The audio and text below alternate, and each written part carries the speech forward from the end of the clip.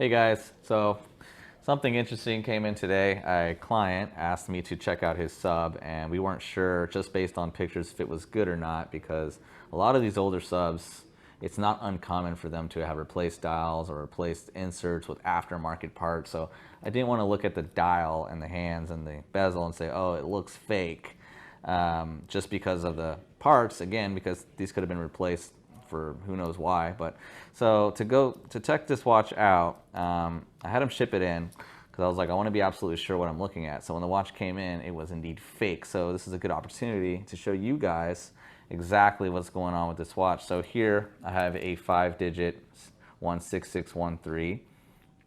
And I know this watch is good, so we're going to use this watch to show you guys some differences and some key notes when you're looking at these older subs, or just any subs in general, because these are the most faked watches, the Submariner. Like I said earlier, guys, the first thing that caught my attention when the client sent me this watch, with photos of this watch, was the bezel, insert, dial, hands looked just a little funky to me. And I said, I don't like it. And he said, well, what do we do? I said, well, ship it to me and let me take a look at it. Let's dive deep into the watch. Maybe, maybe they franken the watch together and everything else is okay. Maybe the bracelet's okay. So again, I'm going to go over this watch and show you why nothing is okay with this watch, yet it does look really good to an untrained eye. Most people would not look for the things that I see, and today I'm going to show you why. Okay, so guys, I want to show you something big. That's the biggest difference. First thing that caught my attention, which immediately identified the case as not authentic, is you want to look here and notice that this is not anywhere near what this is. So the reason being is this is laser engraved by a machine. Rolex will never, ever, ever laser engrave anything onto their cases. They are indeed engraved by machinery. If you can notice here, this is actually cut into the metal. This is engraved as opposed to laser etched. So I mean, if we had a loupe that could capture the finer details on this case, you would notice this is just a bunch of very, very, very small little dots that were etched into this case. Okay, so guys, this is machine engraved, this is laser engraved.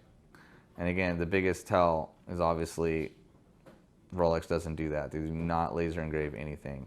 So next thing we're going to look at are the movements. First thing you want to look for when you open the back of a Rolex movement is you want to check the balance.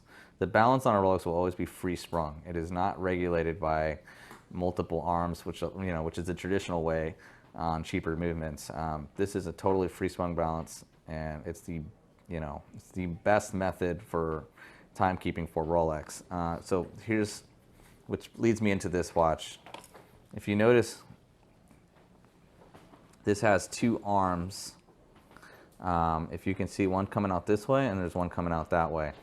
What that is not a free sprung balance. This is a Chinese movement that they've decorated to look like a Rolex 3135. There's a lot of tells in craftsmanship. There's a lot of tells and detail. And obviously the biggest red flag is that movement is not free sprung. So that big red flag if you ever look into a watch, because these movements do plug and play into a Rolex case. So you cannot always, check one area of a watch to be certain that it's good or not, because movements can be swapped out, and it happens a lot. And obviously another thing to look at are the case backs. The case backs are pretty close, but there are some differences that I can see.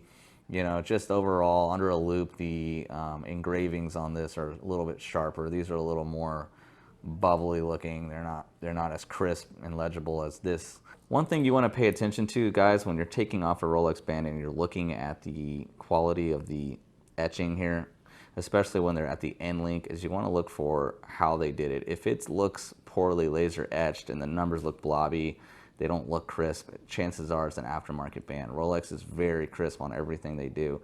And one thing to take note here is, if you look here on this watch, these bottom portion of this is very thin. It's almost like a razor edge. That's not at all how Rolex would do it. This top and bottom would be nice and even for a perfect fit. This is going to be subjectable later on to all kinds of wear and tear issues. And if you compare it to this, you'll see what I'm talking about. It's much thicker. It's a little bit more proportional to the top and bottom.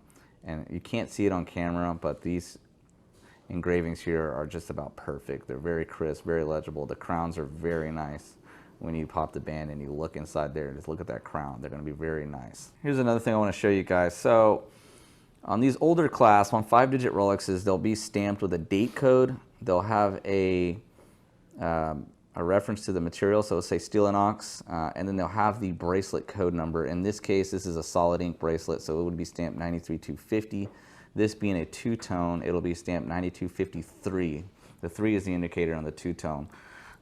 So one thing I want to point out here is when these guys that fake this watch and put the stampings here, the date code, the steel inox, and the bracelet code, they use the same machine. Here's something I noticed with Rolex's techniques when it comes to engravings. So if you notice on the steel inox on these 5-digit subs will always be the same. It'll have the same thicker, bolder print.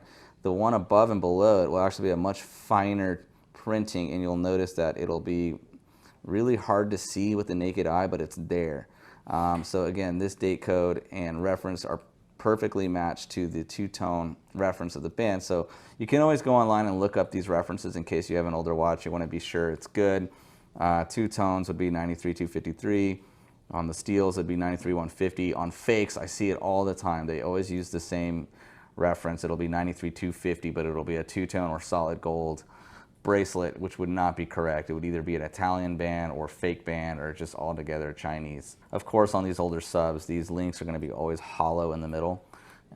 It's hard to see on camera, but if you look between these links, you'll see space. They won't be a solid link like these newer subs. This one, they got it correct. It is a hollow link, but again, this is a pretty elaborate fake, one of the better fakes I've seen. So guys, if you're out there and you ever have questions about authenticity, you're welcome to reach out to me and I'll be happy to take a look at your watch. We do offer a service that if you guys want to ship in a watch for authentication, we can. Just reach out to me and ask for the details and we'll go from there. If you ever want us to use for middleman services as well, we're happy to accommodate you as well.